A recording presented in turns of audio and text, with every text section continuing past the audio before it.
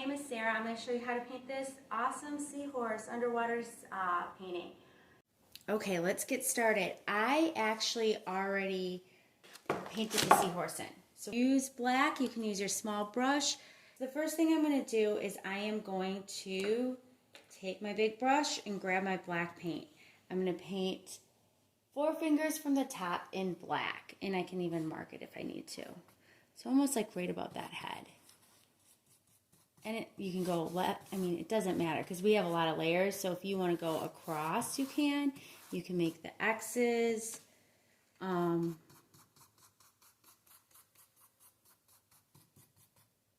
you'll see what I'm talking about in a second.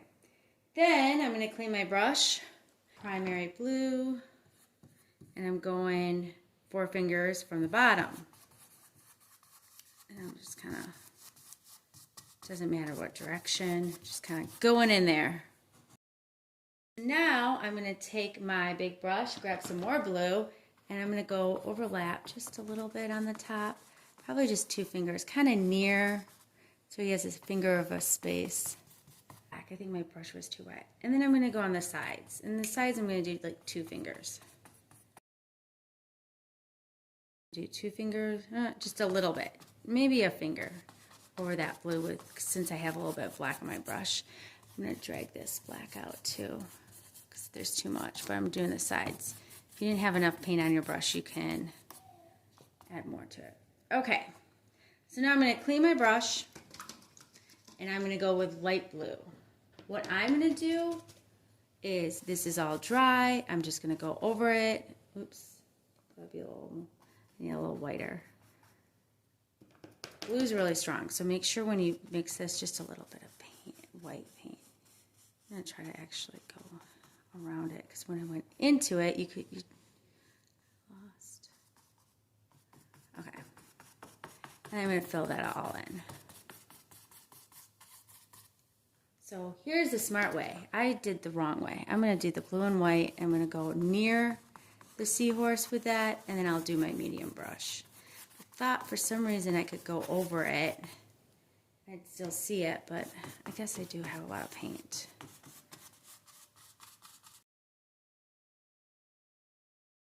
I'm mixing that light blue and I'm going to go in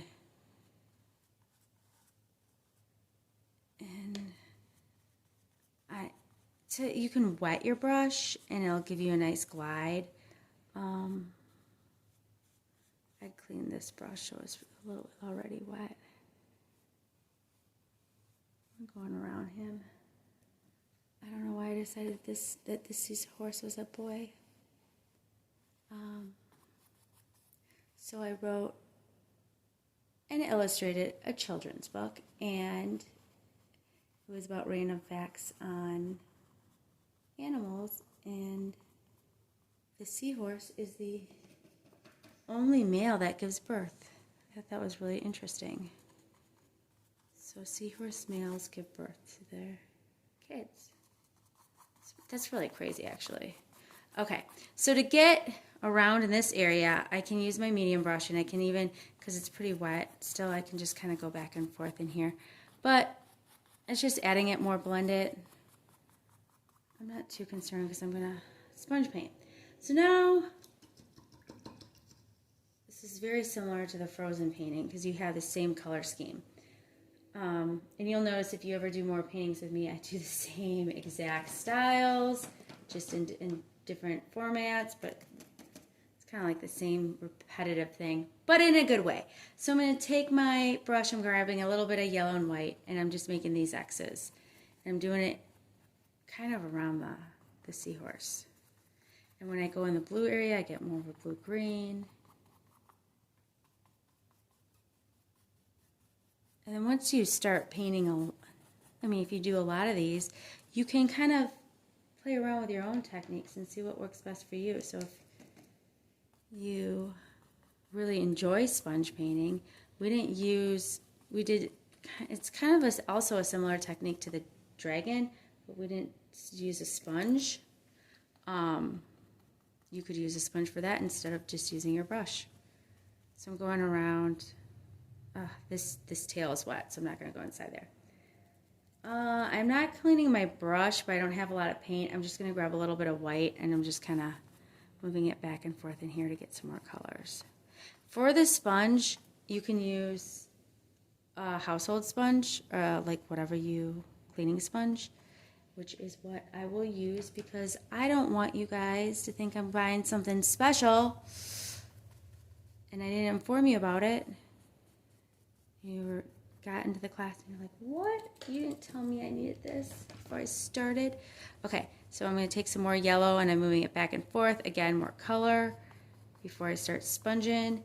And I'm going to take some dark blues, or just regular blues. Didn't even have to wash my brush. I'm going to add some dark blues on the bottom. And because my brush was too wet, I see some black in there. So I'm going to go ahead and add some more blues around here, and then I might add another layer of black, even though I'm going to do like a, I don't know why it's like a galaxy theme or star theme,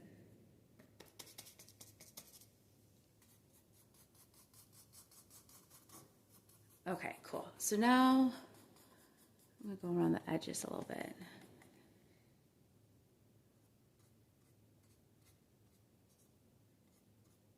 Okay, so now I'm going to use my sponge. Okay, so my sponge is dry. I'm going to get clean water and wet it just a little bit, and it might be easier if you cut it, because when you start working on this, it's going to get harder to deal with. So, and of course, I don't have scissors on me, so I'm just going to fold it, and I'm going to dip it a little bit in water. After I dip it in water, I actually dip it on a paper plate, because I don't want, when it's a sponge, it soaks up that water, and I don't want too much water on here.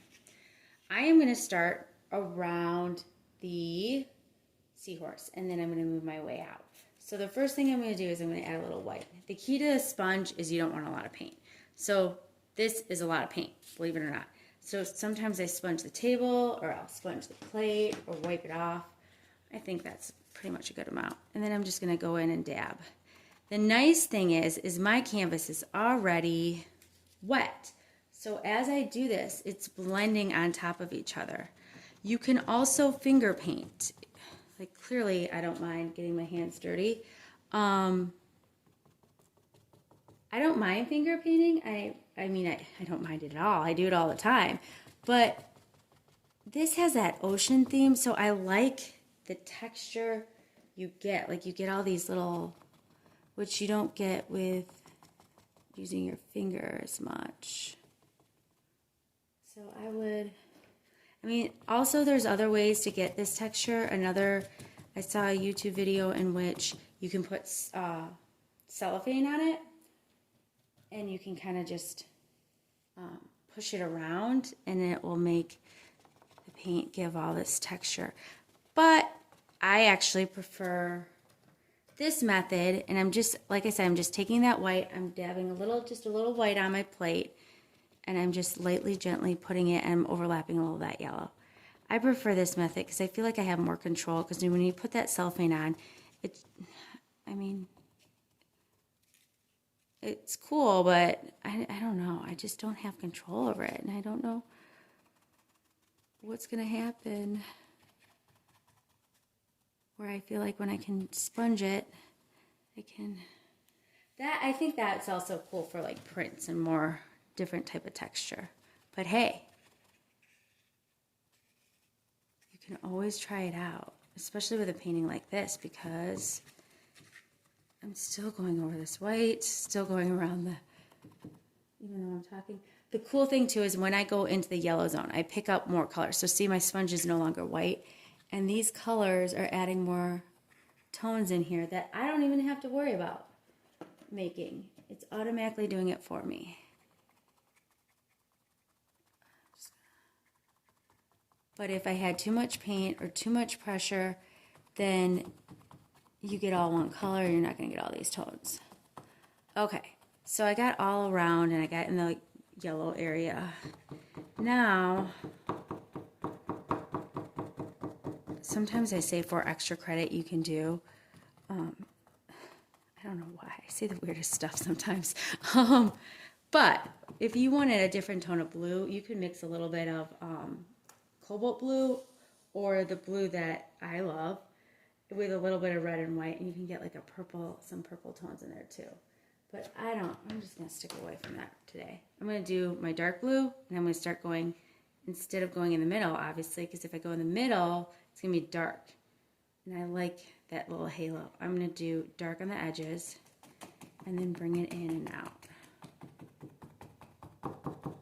And see these areas I haven't quite gotten in yet? Don't worry, I'll go back. So if you haven't gotten into some areas, we can do it with a small brush, and we can actually wiggle that color in or dab it. The top I want a little bit darker. So I'm just taking that dark blue. I'm not going to go too much in this top area because I like that dark. And then one thing I would make note of is like your shape. You don't want it to have like a weird or a perfect shape. So I'm going to go in like some of those greens. I'm going to go in the other side. See how dirty this is? You can either wash it, but I'm not going to wash it because if you wash it, sometimes it's hard to get that. It's too wet. You don't want it too wet. I'm going to take a little bit more white. Go in here. There's that black. I don't know. There's a little black somewhere, and it keeps getting in. It drives me nuts. Oh, there's certain colors that form that you just have no clue how it happens, but you want it to repeat. Okay. I'm going to take a little bit more blue and white, and I'm going to go in here, and then I'm going to start going in with some more dark blues again. So this is my second layer, and I like barely any paint, and I'm just kind of going in. This reminds me of, you guys are too young for this probably, but in the 80s, everyone had, my mom, I swear she did this, the bathrooms had like this like stucco look like this. It was exactly like this kind of technique.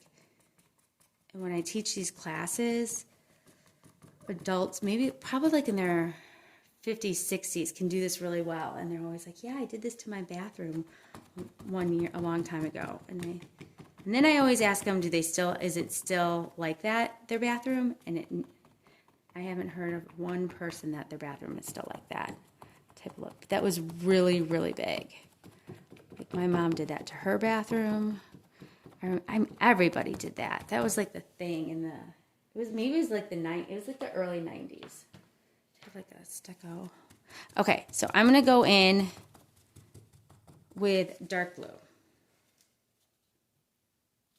Because I'm doing dark blue, I'm trying to get a clean part of my sponge, and I'm just kind of going in again. I'm gonna put some more dark blue up top because actually I might even, if it's not gonna show up, another trick is wait until it dries, and then you can wiggle that dark blue. And I think that might be the case. I need it to dry just a little bit.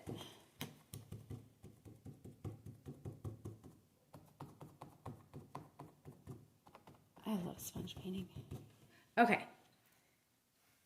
So I have the tail, and I have to get around that tail and the body. So I'm getting a small brush, and I keep losing my small brushes, and I have no idea why. So I don't want to have any water. I don't want my brush to be wet. I'm just grabbing a little bit of white. I want to dry brush this. And of course my brush is just a little too wet. And I'm going to go in around the seahorse, and I'm just kind of dabbing. And another way I can do this is wiggling. If I wiggle just a little bit here and there, it'll blend in. So I don't have like a weird halo. The key is not to do too much and not to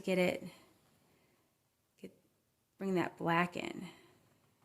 And this, now that I've did all that sponge painting, this is where I can go in too. I can also use my finger and do a little finger painting. And I know I said before, I like it better with a sponge, but I already have this texture. I'm just blending a little bit of, I can even make a little bit of a light blue, because that white is just like gray for some reason.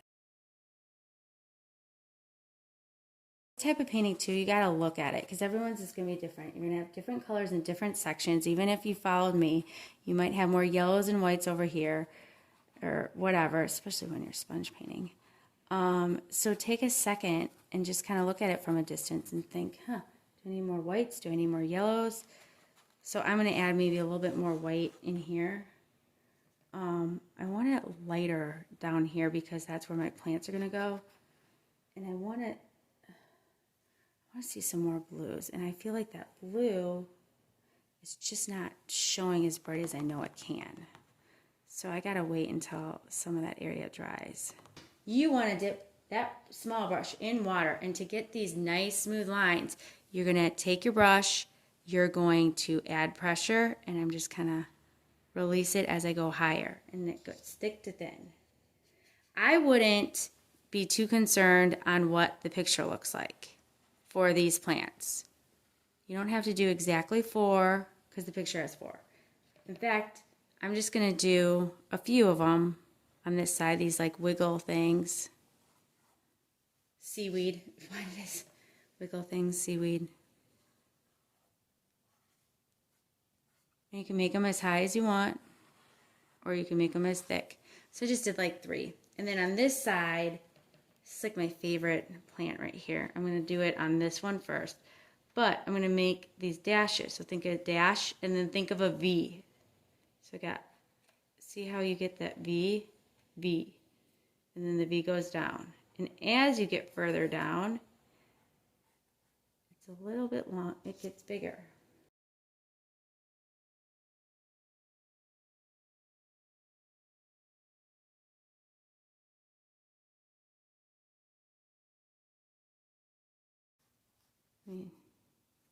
Okay, so I'm going to do another little seaweed guy over here. You can make red seaweed, or you could go back and make it green so it's not so black. Now I'm going to go in and I'm going to touch up this dude. Lightly go. If you do too much white, you get to paint over this black. Again, this is type optional stuff. It looks pretty cool though from a distance. Put some glitter in there maybe. That would be cool on the seahorse.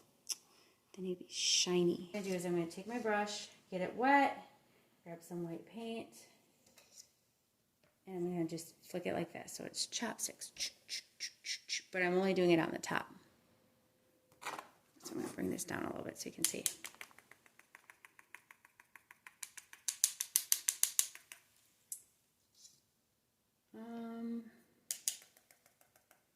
This was really thick. It's because I was really close to the canvas. At least I thought it was, because now I have that thick one. I am very, very happy with this. I am saying it's done. I approve it. Stamp approved, even though I can't stop painting. I could probably go in there one more layer with blue. See? It's super addicting. But it is your painting, so paint as much as you want, and you can always go back into it as many times as you want. I hope you enjoyed this. If